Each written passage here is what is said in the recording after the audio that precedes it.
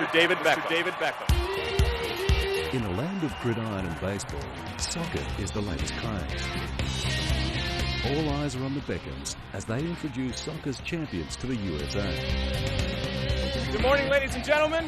My name is Alexi Lawless, and I am the proud president and general manager of the jewel of MLS, the Los Angeles Galaxy. Potentially in the States, soccer could be as big as it is everywhere else around the world. And I'm very proud to be part of that and going to be part of that for the next 5 years. In 2007, David Beckham took a chance on a major career move. This is the story of the rise of David Beckham. He was born David Robert Joseph Beckham, but the world knows him simply as Beckham or Becks. It is one of the most recognisable names in the world, and he is the #1 pop star of the world game of soccer. This goes in. It is Beckham, deflected. There is the cheer, and there is the smile. Beckham was born on May the 2nd, 1975 in Leytonstone, London. As a youngster, he lived and breathed football, and he enjoyed long hours kicking the ball around with his dad. And in 1991, he was signed up by the world-famous Manchester United as a trainee. He made his debut the following year. Less than a year later, with an FA Youth Cup under his belt, Beckham was now a convincing professional with the mighty Man U, for whom he had dreamed of playing for as a boy. Right, here is David Beckham, onside. It wasn't long before his deadly pinpoint accuracy on penalty kicks and his sweeping crosses etched itself into the consciousness of opponents and fans alike. Beckham had now become a soccer legend, bringing home the FA Cup, Premier League Cup and Charity Shield one after the other. Football fans loved him. They adulated this working-class lad with his cheeky smirk, raw talent and wide-eyed innocence. Not only could he play football, but he was handsome to boot. He was forgiven for his quirky London accent, even though back then he seldom spoke in public. His nondescript blue-collar background was on show for all to see. You know, the majority of the team are all young. Most of the team are all young. And, you know, we just want to carry on each season and try and do as well as we can. Beckham was on his way to conquering the world. Scoring goal after spectacular goal through the '96 season made him an instant household name. Now Beckham was well and truly on the rise to fame and fortune. When world leaders to pop stars clamour to meet you, film stars like Tom Cruise want to be seen in your company, and fans around the world adore you, you know you've made it. An intoxicating mix of stunning good looks, marriage to a pop star, and the birth of photogenic children, combined with the drama of physical injury and a whopping salary, means millions of magazines, newspapers and television programs can't get enough of the legend that is David Beckham. And not only that, he plays football with the speed of a gazelle, the grace of a dancer and the daring of a true sporting hero. The Spice Girls were the flirty female Fab Five of the 90s. I mean, when you think we're just five mates having a laugh. Better known as Posh, she was Victoria Adams, and soon to be the other major interest in David Beckham's life. When Beck saw Posh in a Spice Girls video clip, he said he had to meet the one with the bob and the short skirt, and the rest is history. 4 months later, Posh was pregnant. Looking exhausted but over the moon, Beckham attempted to speak over the clamour of reporters, asking David, is it a boy or a girl? It's a boy, he told them. Have you chosen his name yet, they asked. Brooklyn Joseph. And how's Victoria? She's very well. She's set up. She's drinking champagne. She's very well. Paparazzi and press reporters followed Beck's and Posh's every move. And the arrival of Brooklyn in March 1999 told the media in no uncertain manner their celebrity wouldn't be bought cheaply. Within months, the tabloid press had to pay $1.5 million US for the wedding pictures of Britain's new royals at Luttrellstown Castle in Ireland.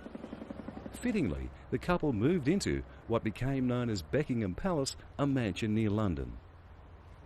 5 years after buying posh an engagement ring worth $65,000, the quiet lad with the lanky hair soon became the epitome of style, charm and political correctness.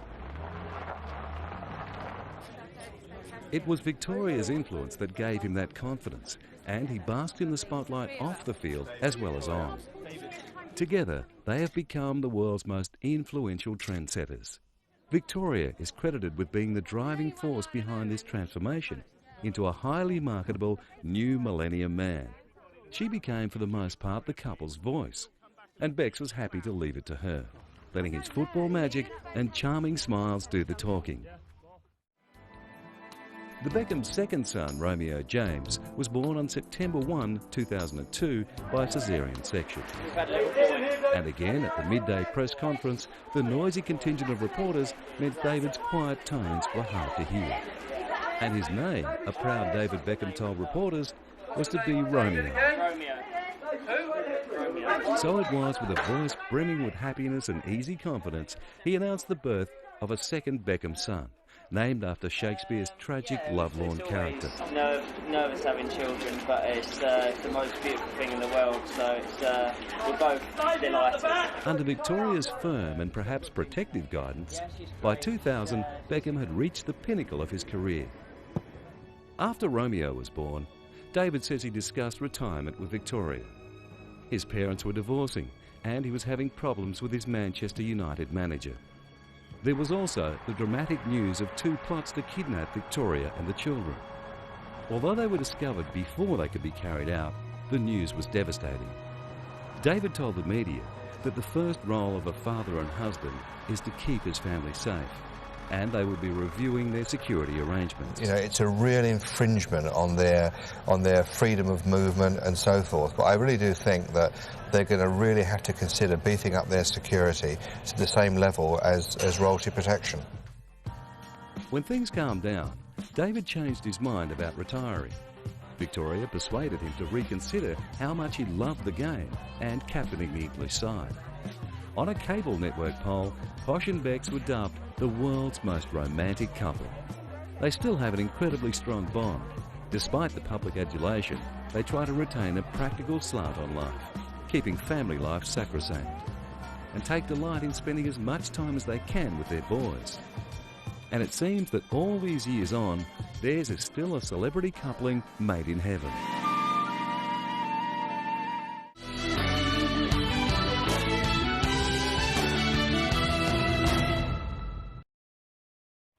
Football, like public life, hasn't all been smooth sailing for David Beckham.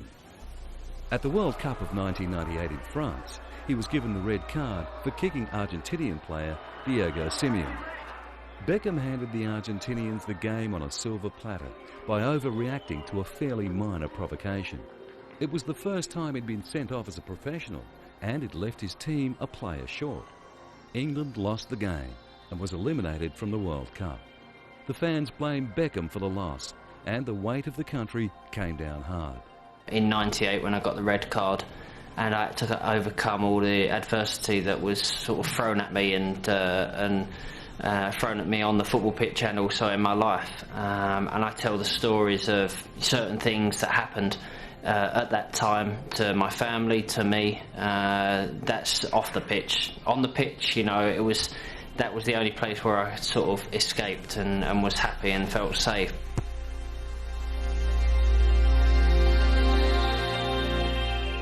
Being jeered and reviled by unforgiving fans wasn't what Beckham was used to.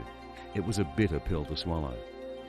He hadn't learned to build up a resistance to name-calling, which is part and parcel of modern sport.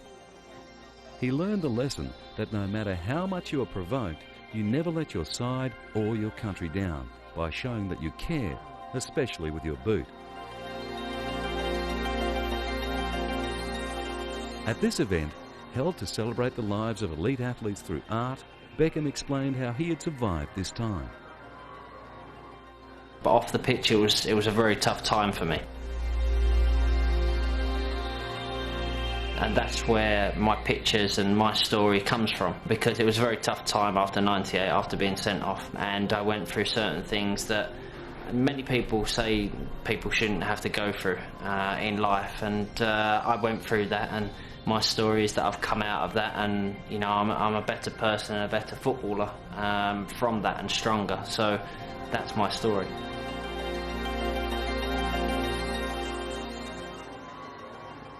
Almost beaten by the incident, Beckham tried to put the episode behind him. The following year brought another FA Cup and UEFA's Most Valuable Player award. He was instrumental in guiding Man U to its greatest success ever, a Champions League title, an Intercontinental Cup and an English League title, all in the same year. At the 2002 World Cup, as captain of England, Beckham had the chance to redeem himself against his country's old enemy, Argentina. He took the opportunity by converting a penalty that gave his side and country the victory that earned their forgiveness.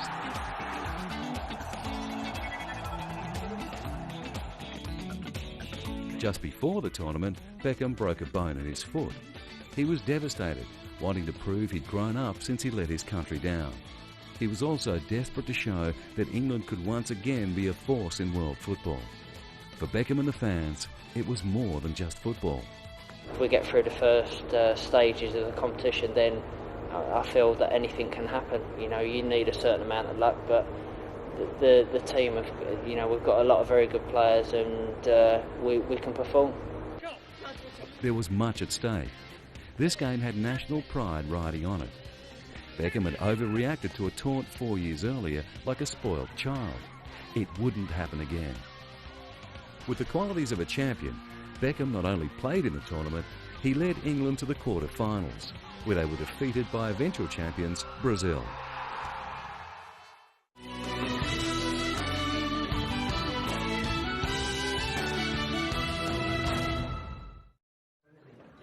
While the famous Beckham style was returning to the soccer pitch, the Beck's look was becoming a head-turner whenever he stepped out on the town. David is revered as the ultimate metrosexual.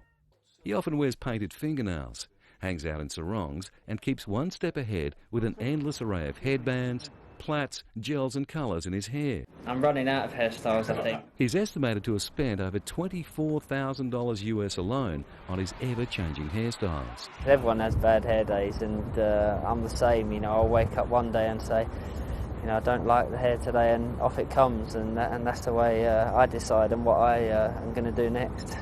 During the 2002 World Cup tournament, Japanese hairdressers in Tokyo were inundated with requests for copies of soccer players' styles, and the Beckham soft mohawk was the #1 favourite. Japanese fans wanted to be as close as possible to their icon David Beckham, and one hairdresser was giving free Beckham haircuts to 10 people a day as part of an effort to build up enthusiasm for soccer. Every day for a week, he and his assistant took their scissors, combs and mousse to a shopping arcade in a trendy suburb of Tokyo to turn passers-by locks into versions of the England captain's spiky style. Most of his customers are pleased with their new look, but are too embarrassed to admit it. No, I don't think I look like Beckham. If you take away the hair, you'll see I don't look like him at all, said this 39-year-old fan.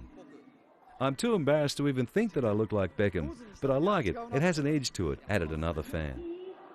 The rain and heat of the World Cup in Asia had wilted Beckham's trademark mohawk, and tabloids said his personal hairdresser was due to arrive during the tournament to make repairs or even give him a new look. With the Beckham look always moving on, it's possible that these Beckham wannabes were the only ones left wearing his pointy hair. Do what look good in this. Do what look good in this. Do what look good in this. Oh, oh, do what look good in this.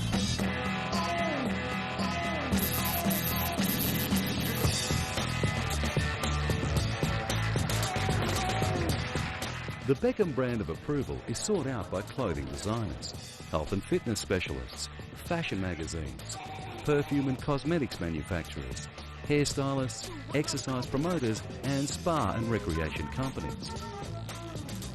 Beckham is now considered an important fashion trendsetter.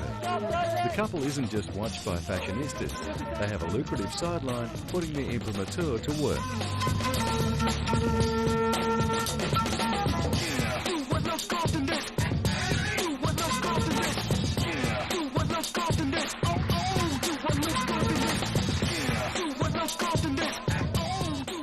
Hardly outshone by her husband, Victoria Beckham makes guest appearances on the catwalk for haute couture fashion houses. She has also worked on a range of women's clothing, including shirts and skirts.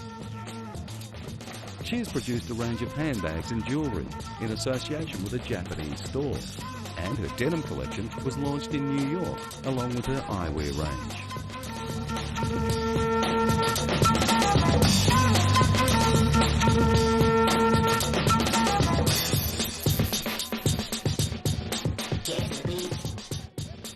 As Beckham's pay packet skyrocketed to over $170,000 a week, his wardrobe became more and more extravagant. And when with Victoria he agreed to a Dolce & Gabbana fashion spread in Italian Vogue, the whole world saw just how far he had evolved from the media-shy prodigy of the mid to late 90s. In the sexy black and white folio, the Italian designers dedicated their spring and summer collection to the English captain. Since 1998, everything that David Beckham has worn, every hairstyle he has sported, and every product he put his name to has become incredibly successful. Do what look good in this? Oh, oh, do what look good in this?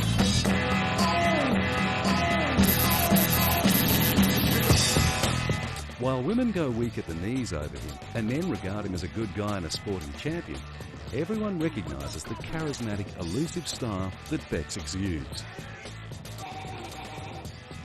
And with his newfound confidence, modelling sunglasses and getting raunchy for the camera with his wife comes naturally.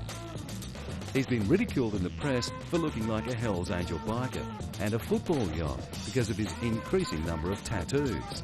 They include tattoos of Victoria's name in Hindi, his children's names, as well as the Latin phrases including spiritual perfection and an angel with the motto, "In the face of adversity." And when you're Beckham, who cares what the press says? David Beckham has proven he is far from average.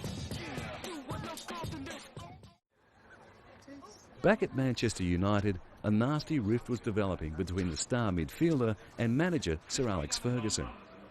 In an ugly incident, Beckham was kicked in the face by a boot kicked by no other than Ferguson.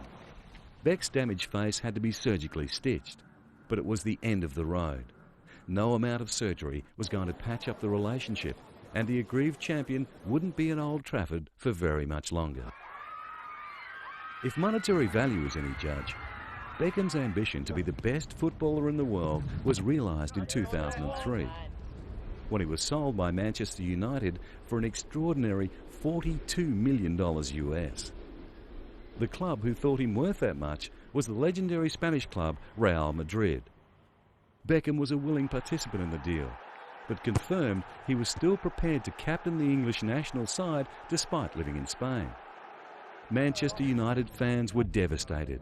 Their champion was deserting them. I spent 13 very good years at Manchester United. I've got a lot of friends there which will carry on being friends. A lot of fans that hopefully will still watch me in the games and support me.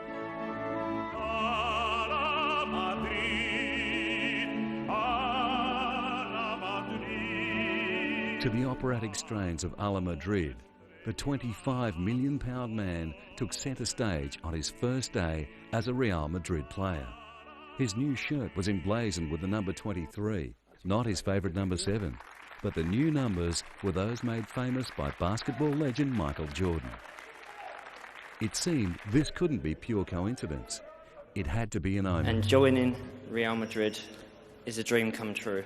Gracias. A la Madrid. David's first official appointment with his new club was a televised medical examination, which he passed with flying colours. The Spanish doctor, Dal Corral, reported that in our opinion, he's in perfect condition. He's like new. Then, with characteristic good manners, he apologised to the Real players for disrupting their routines with his unavoidable entourage of frenzied media fans. And so the English champion footballer received the all-clear to sign on with one of the greatest football clubs of all time. People know that my family comes first, but my football is my life and my career. And for me, to play good football and to stay happy is the most important thing. I want to win trophies with Real Madrid, and that's very important to me. But also to cap it all off would be a trophy with England. Out on the field, now wearing the full Real Madrid gear, Beckham got a taste of Spanish sunshine and a perfectly manicured turf. Hundreds of cheering fans turned out to welcome the 28-year-old midfielder to Real's training ground. He performed a series of tricks for them, balancing the ball on his head and posing for photographs with fans.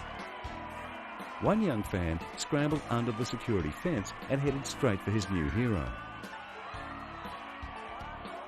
Beckham greeted him like a long-lost friend, shooing away the security guards and keeping the boy with him. He even gave him his spare Real shirt. It was a publicist's dream. It's going to be an amazing experience because the only time I've run out onto a football pitch is either with England or with Manchester United, so running out for Real Madrid with these sort of players and this team and in front of that, 90,000 fans is going to be an amazing experience. Real had won the European Cup a record 9 times and the Spanish League Championships 29 times. Now, they were hoping their purchase of Beckham would not only add to their already star-studded lineup, but to its marketing power, particularly in Asia. And if the excited adoration showered on Posh and Becks in the Far East is any indication, they were on a surefire winner.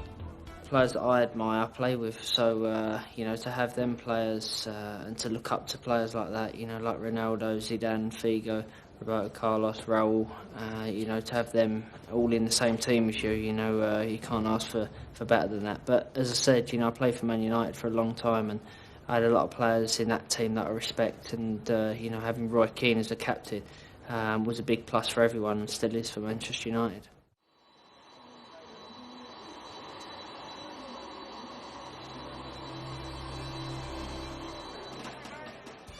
After the announcement he was leaving Manchester United to play for the Spanish team Real, Becks and Posh went on a 10-day tour of Asia. Back home in Britain, the couple had ridden the roller coaster of public opinion. But elsewhere, and particularly in Asia, Beckham was still the great star he had always been. Everywhere they went, the Beckham's popularity was overwhelming, with adoring fans lining up in their thousands to welcome them. Yeah, I love it. In Japan, the Beckham's arrival demanded a live television broadcast.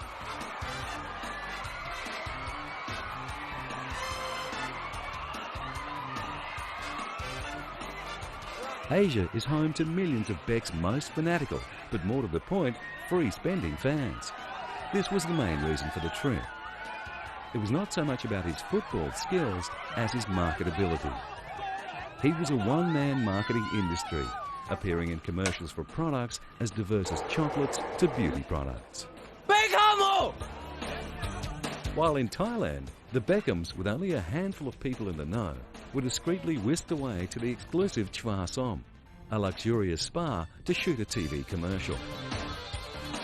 Along the way, Beckham stopped his police motorcade to make a Y, or clasped hand greeting, at some roadside shrines. The Y is used by the Thais as a greeting and farewell, but also to pay respect to Buddha. Beckham's gesture was said to be an indication of his respect for the beliefs and cultures of all people, rather than an indication of his own spiritual beliefs. Either way, it earned him a bucket load of good karma. And in Bangkok, thousands of screaming fans packed into the Highmark football stadium in the scorching heat to see the 28-year-old Beckham led in by a team of drum majorettes. He then performed some of his trademark tricks to rapturous applause.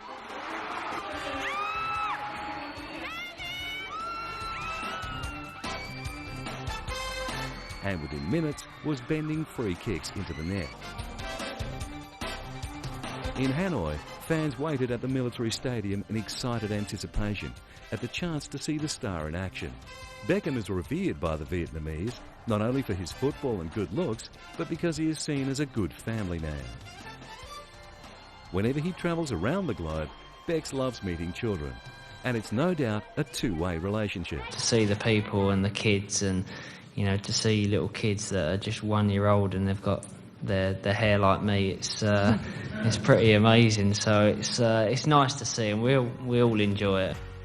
In China, where he's known as Little Bei, meaning Little Beck, Some fans weren't happy about his move to Spain, but they soon transferred their allegiance and now support Real with the same fervour as they followed Manchester United. As they returned back home from their new home in Spain, fans and police came out in force to see Becks performing best man duties at a friend's wedding. Victoria and Brooklyn, who was one of the page boys, arrived at the church moments later.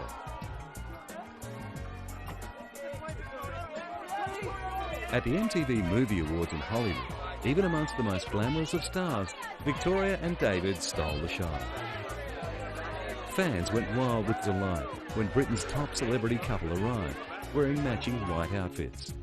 Becks had his right arm in plaster to heal a broken wrist, but it too was swathed in matching white.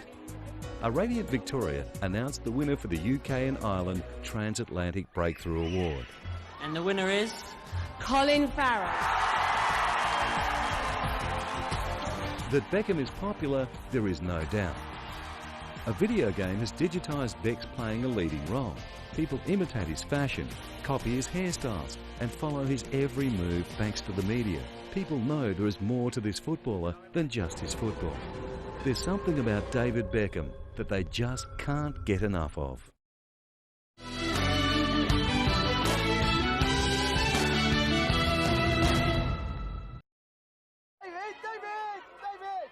The paparazzi and media buzz around the Beckhams are like bees at a honeypot, especially David. And it doesn't matter which country they're in, the inevitable throng of media and fans wait impatiently to capture that money shot or the thrill of a personal autograph. It doesn't matter if it's a birthday party for one of their children or arriving in Asia to a televised walkout from customs. The couple has had to learn to take it all in their stride. They have developed a veneer of nonchalance, letting nothing disturb their uber cool. But they also generate personal warmth with a smile always at the ready. During the alleged affair saga, when one of the staff claimed a dalliance with David, they were still seen to be composed, if not always completely convincing. It did, however, provide some tense times for their security staff. When the Beckhams were reunited inside this French mountain chalet for the night, following the affair revelations, they were under siege from the media. As Britain's most photographed showbiz couple, however, they knew what to do. They called for reinforcements. First on deck were the two private ski instructors. There would be no public ski school for the Beckhams boys. Then the local gendarmerie and a private security firm were brought in to deal with the over-eager cameras. We want cooperation, we want to get the job done. Other holidaymakers looked on in fascination at the media circus. All of Victoria's family, including the youngest children, had arrived to support her. David and Victoria got into their car behind closed doors and were whisked away in a convoy of darkened windows.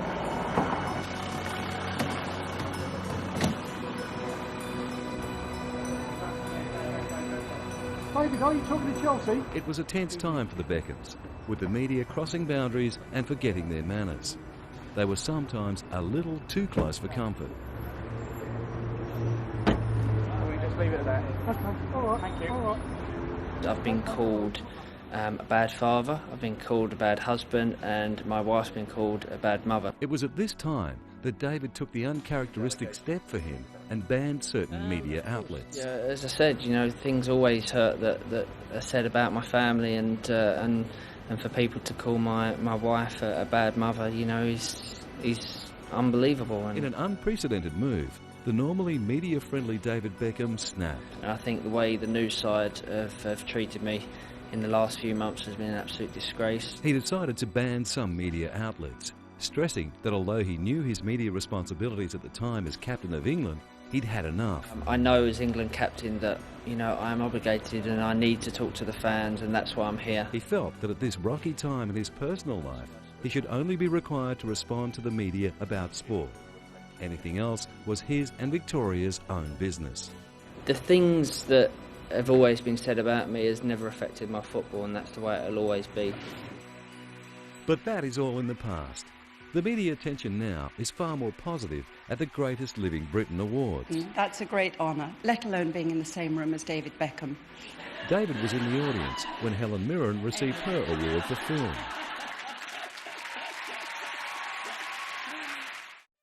Es un muchacho, it's a boy.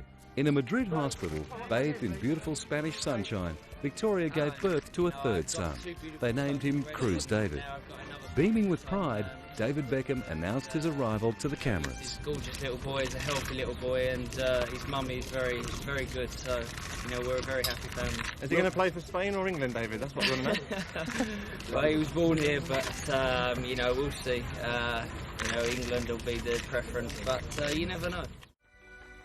From one exhilarating press conference to another, Beckham limped towards this much tougher one. In front of the microphones, he fought to keep his emotions under control, grasping onto the scraps of paper torn from a notebook that explained his feelings of shock and pain of defeat.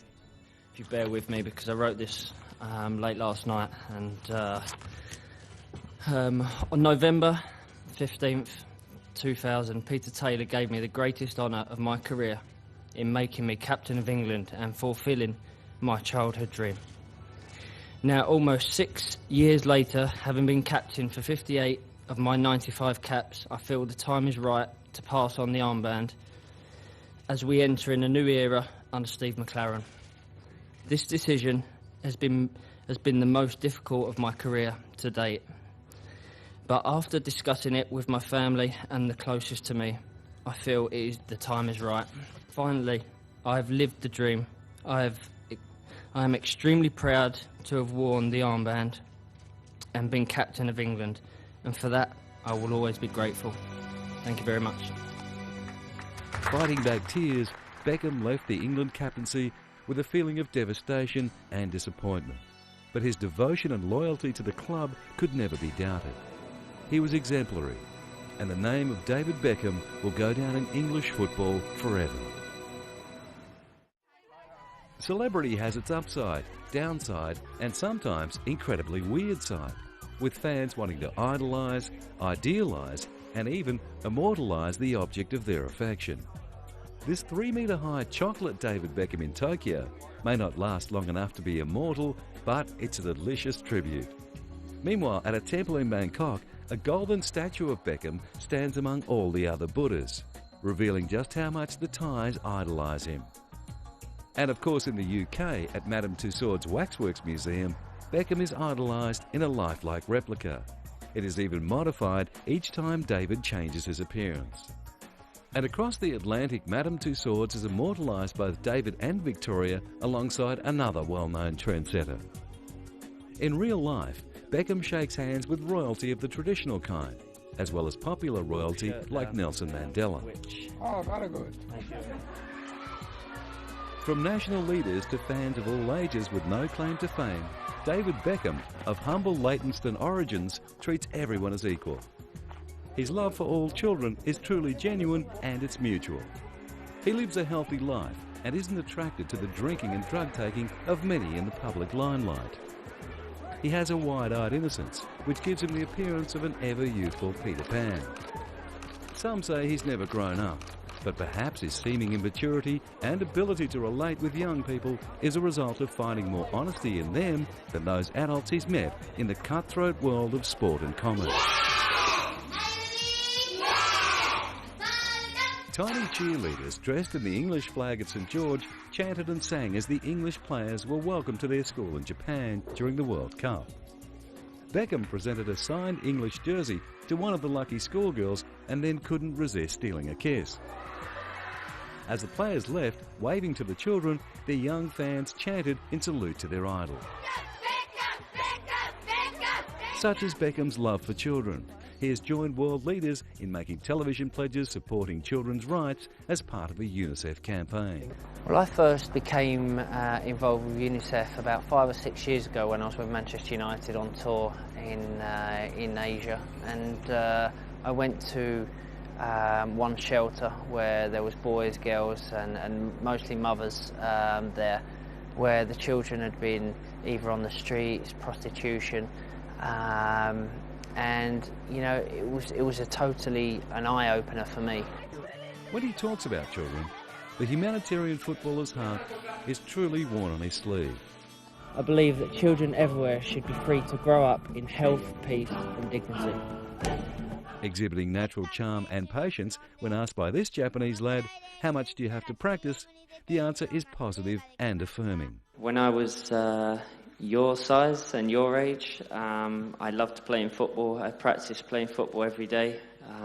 It was the most important thing in my life, and I worked very hard. So if you work very hard, then you can reach any height and any level you want to. So you practice, and the most important thing is that you enjoy playing football, and that's the best thing in the world.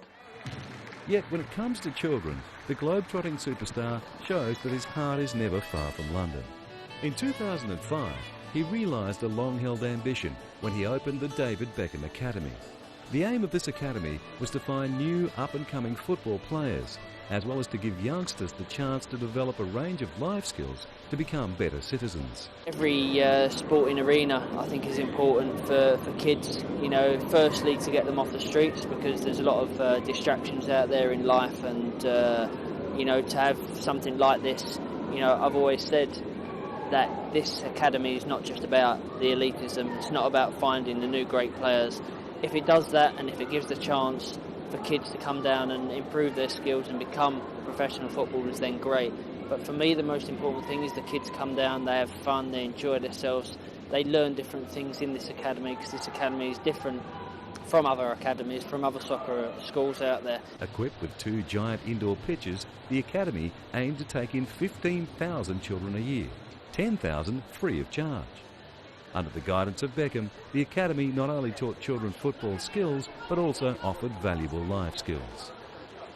Beckham felt that it was important to get children of all ages involved in sporting activity. There's classrooms in the academy where the kids can learn about the game, they can learn about their bodies, their physical things that they need to know about their bodies. And of course there's a classroom for things about respect on and off the pitch. So, you know, the academy is about, you know, something that kids can learn, kids can come down and they can take out of the academy.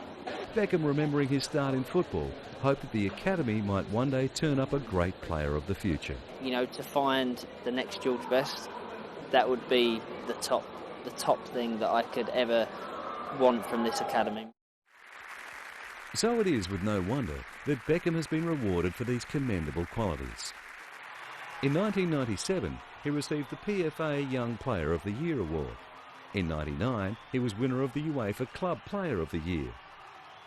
2001 saw him awarded BBC Sports Personality of the Year. In 2003, he was named an officer in the Order of the British Empire by Queen Elizabeth II. And in 2007 was voted Britain's greatest ambassador at the Greatest Britain Awards. The winner of the Global Achievement Award is David Beckham.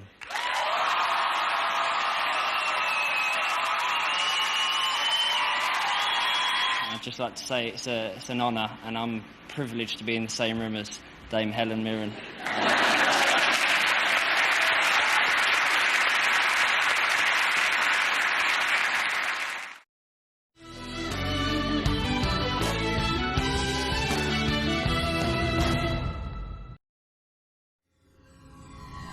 Being good-looking, successful, wealthy, a football legend and married to a pop star were probably ingredients enough for Beckham to earn a good income through product endorsements. But when he began changing his image constantly and the pair became a part of the world's style watch list in the media, Beckham could ask his own price. Vodafone, Adidas, PepsiCo, Brylcreem, Siemens, Motorola and Marks & Spencer's, as well as some Japanese companies, have lined up to sign him up. Beckham now has more endorsements than any other player in the game. Adidas, capitalising upon Beckham's immense appeal to the young, released this animated TV commercial. Becks played the part of an unmasked ghoul when he teamed up with Scooby-Doo and his pals. Beckham said, "I like the idea that I would feature in the legendary cartoon that my kids watch." Scooby-Doo has a massive following around the world. David Beckham! In 2003, when Manchester United sold Beckham to Real Madrid, it created a furore among advertisers as well as football fans. His off-field earning power was a factor in his £24.5 million transfer. The two clubs had a big rivalry to conquer the commercial potential of the growing Asian appetite for football. Asia generates a quarter of his endorsement earnings. And it's proving that the Beckham brand is a bankable commodity. Already in 2005, he signed a $160.8 million lifetime deal with Adidas. But Beckham is not just reaping it in for himself. The impact of AIDS on children is devastating. He tirelessly supports many charities, including Malaria No More, Peace One Day, the Prince's Trust, the National Society for the Prevention of Cruelty to Children, and he's a UNICEF Goodwill Ambassador. Football is huge everywhere around the world, apart from America. And I believe that if I can go there and make a difference, believe me, I know it's not going to be, as big as basketball, American football, but if I can make some sort of difference, then that's what I want to do, and I'll be proud to do that. When the retired England captain announced he would be joining the major soccer league team Los Angeles Galaxy in the US, Beckham's former coach at Manchester United, Alex Ferguson, said he wasn't surprised by Beckham's move to the States. I think I anticipated that. I thought that was to be expected, to go to America. Hey, Dad. How's it going? Nice to meet you. How you doing, man? Fine, nice to meet you. Yeah, doing good. Reggie. Good. You have to get it over and under. This would be the sport you would actually call football. Yeah. Before his US debut with the Los Angeles Galaxy, David Beckham gave some soccer tips to star American footballer Reggie Bush from New Orleans Saints. Further? Hey! Okay. I think I got his number now. You want to take one? Oh. Never tried it with one of these before. When Beckham moved his soccer skills and the incredible marketing machine that is David Beckham Inc.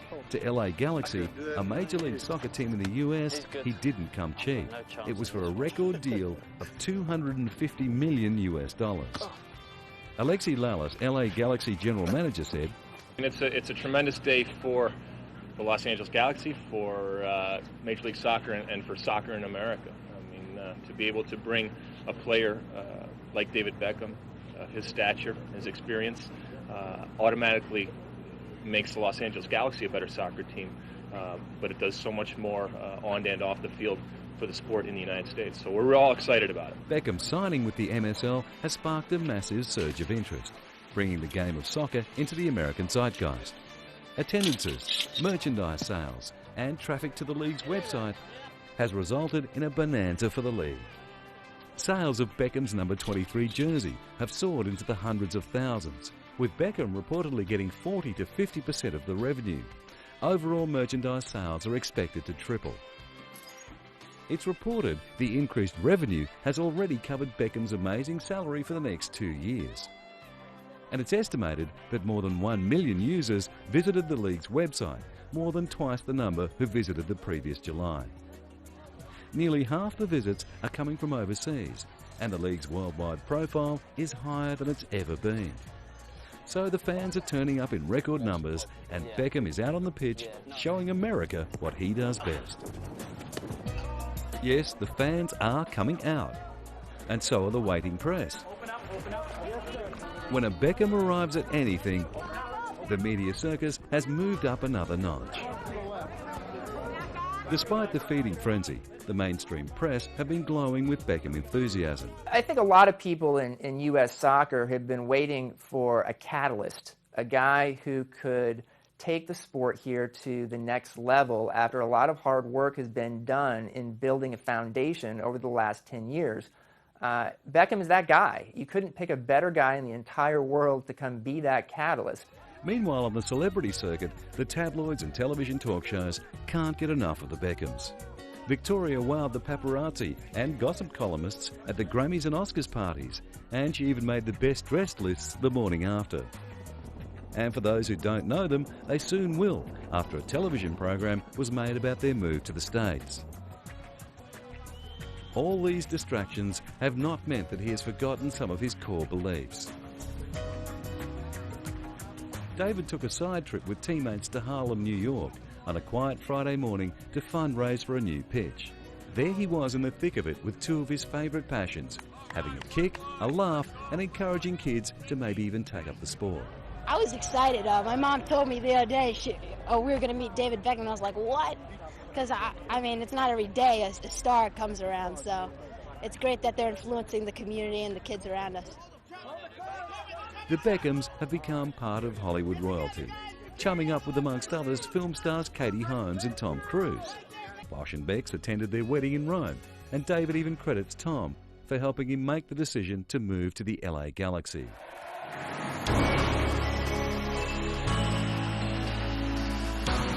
David Beckham continues to show the world it is possible to live your dreams.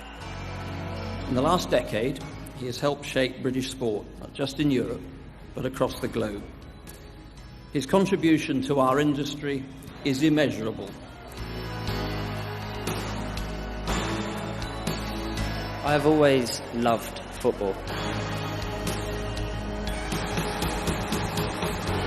Of course, I love my family. I have a wonderful life. But football is everything to me. So the boy becomes a man. The man plays football, captains his country, marries his princess of pop, pays a lot for clothes and haircuts, calls plenty of super strikes into the net, overcomes injury, copes with constant media intrusion, works for charity, and has the respect of men, women and children around the world. It all sounds too good to be true, but it's not, for the time being at least. This is the life of David Robert Joseph Beckham. Bex. You know, this is not the end of me, this is just the beginning, just the beginning. For a lesser mortal, all this might be too good to be true, but it's not.